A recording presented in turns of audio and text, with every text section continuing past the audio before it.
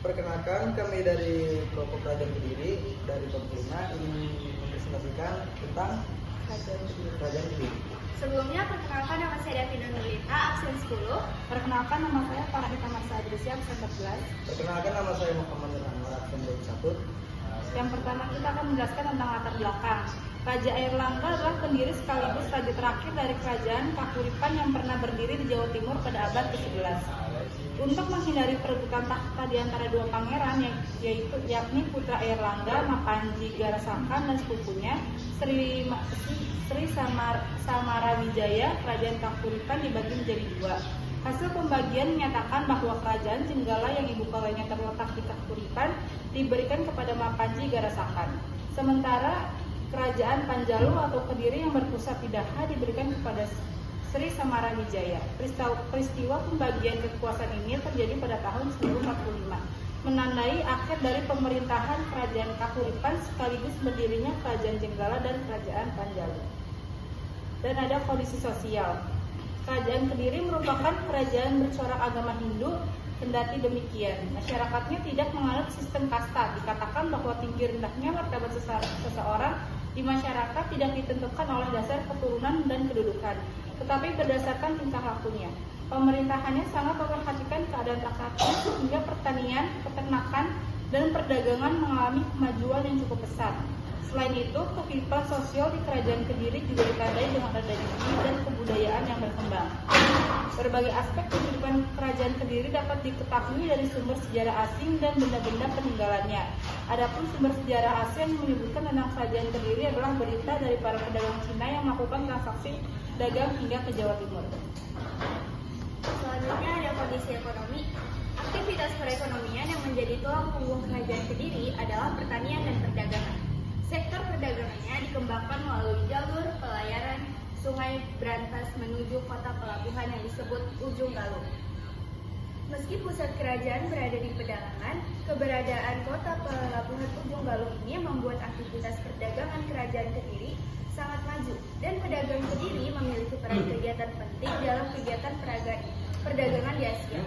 Berkat aktivitas pertanian dan perdagangan ini, kehidupan ekonomi juga menjadi kerajaan Kediri terbilang makmur.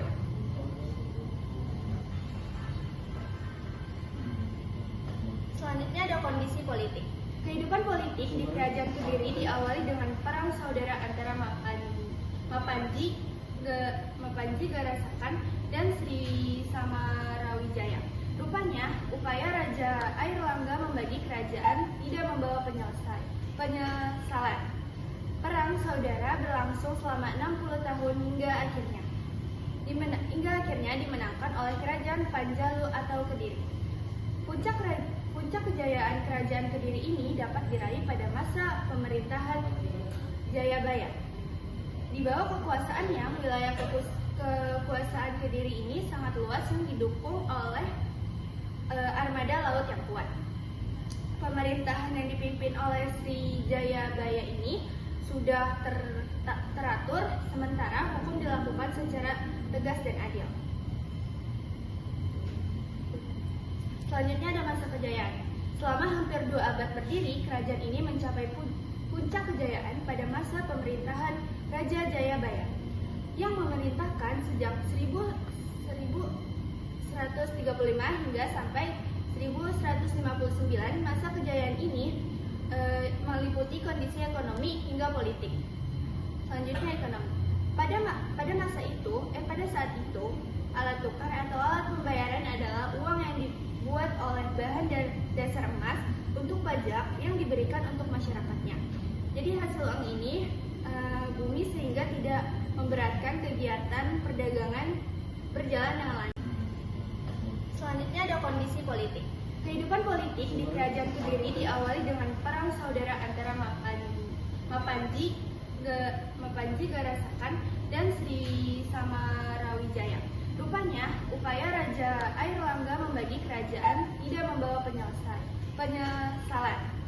Perang saudara berlangsung selama 60 tahun hingga akhirnya dimenangkan oleh kerajaan Panjalu atau Kediri.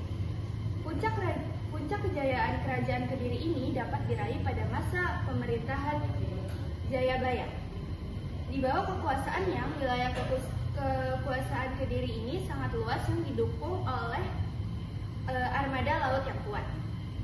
Pemerintahan yang dipimpin oleh Srijayabaya ini sudah teratur, sementara hukum dilakukan secara tegas dan adil. Selanjutnya ada masa kejayaan.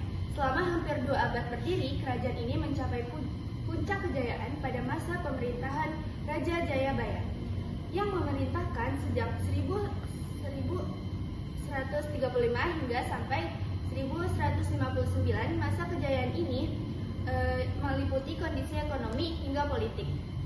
Selanjutnya ekonomi. Pada saat itu, alat tukar atau alat pembayaran adalah uang yang dibuat oleh bahan dasar emas untuk pajak yang diberikan untuk masyarakatnya. Jadi hasil uang ini bumi sehingga tidak memberatkan kegiatan perdagangan berjalan dengan lancar karena kerajaan Kediri berada di lokasi yang cukup strategis. Selanjutnya politik. Kondisi politik kerajaan Kediri singkat bisa dibilang cukup stabil selama masa kejayaannya. Pemerintahannya dijalankan oleh seorang raja yang membantu para pejabat istana dan menteri. Raja dianggap sebagai pemimpin dengan kekuasaan absolut untuk mengambil keputusan. Sistem pemerintahan di daerah ini juga terorganisir semaksimal mungkin. Setiap daerahnya dipimpin oleh adipati yang bertugas untuk mengurusi keuangan, pemerintahan hingga keamanan. Adipati ini juga menyalurkan pajak dan upeti untuk raja yang menjadi tanda kesetiaan. Selanjutnya adalah masa kemunduran. Runtuhnya kerajaan Kediri terjadi pada masa kekuasaan Raja Kertajaya seperti dikisahkan dalam Kitab Pararaton dan Nagara Kertagama pada tahun 1222. Kertajaya dianggap telah melanggar agama dan memaksa Brahmana menyembahnya sebagai dewa. Kaum Brahmana lalu meminta perlindungan Ken Arok. Ken Arok yang bercita-cita kemerdekaan Tumapel, kekuasaan Kediri mencetuskan perang antara kerajaan Kediri dan Tumapel di dekat desa Ganter. Keberhasilan Ken Arok mengalahkan Kertajaya menjadi runtuhnya kerajaan Kediri yang kemudian menjadi kekuasaan Tumapel atau kerajaan Singasari. Selanjutnya pengaruh. Kerajaan ini mampu mengalahkan pengaruh kerajaan Sriwijaya yang sebelumnya mendominasi perdagangan maritim di Nusantara. Kerajaan Kediri juga mampu memperluas wilayah kekuasaannya hingga beberapa pulau di Nusantara seperti Bali, Lombok, Sumbawa, dan Kalimantan. Dan terakhir, kesimpulan. Kehidupan masyarakat kerajaan Kediri pada masa Hindu-Buddha berkembang pesat dalam pemerintahan, ekonomi, sosial, dan politik. Raja berkuasa absolut dan dianggap titisan dewa. Mayoritas masyarakat menganut Hindu-Buddha, tidak menganut sistem kasta yang sudah tertuang dalam sebuah kitab Luptaka. Perekonomian didukung oleh pertanian dan perdagangan, terutama melalui sungai beratas. Sastra dan seni berlimpah besar. Terbukti dan karya-karya seperti Kakawin Bharatayuda, militer yang kuat membuat Kediri sering berkonflik dengan kerajaan lain.